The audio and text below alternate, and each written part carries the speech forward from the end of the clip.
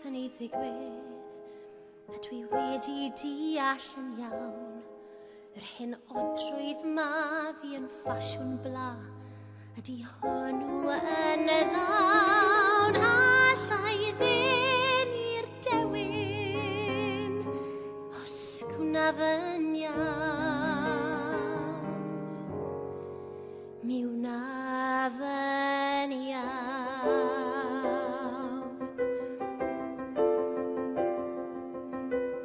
Pan gaf weld y dewin, pan ddoi at fy nghoed, gai fynd i weld y dewin, fyna hiad i fi erioed, ac oherwydd ei ddoethineb,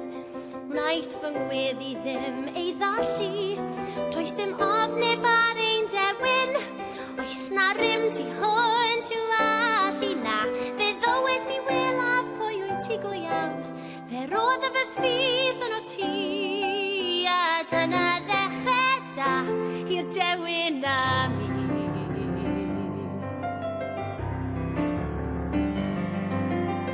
Pan oedd efo'r dewin, daw newid ar fyd,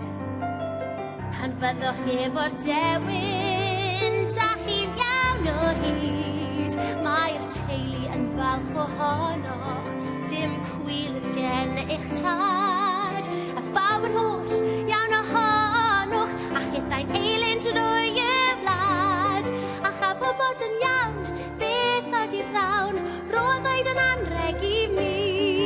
pan nawn ni law yn llaw, y dewin a mi. A rhyw dydd mi ddywed o Elphaba,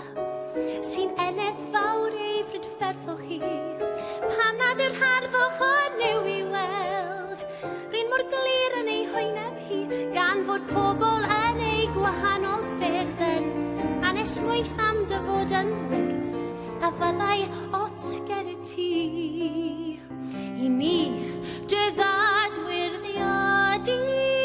ac ernyr i hynny o lawer o bwys, o rai pamlau, medda fi,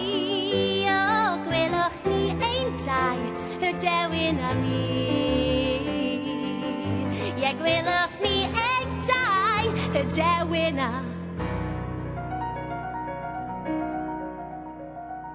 dim ffiniau mwy, ni deimlaf does, dim ffiniau mwy, ac rhaid newydd gael cip a rhyw ddyfodol gwell i ddod mi yn.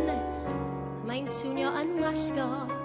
ac wir mae llun yn niwlog, ond mae'n wir mae'r dydd yn dod, pan welir holl drigolion ors i gyd yn fawr, ei clod.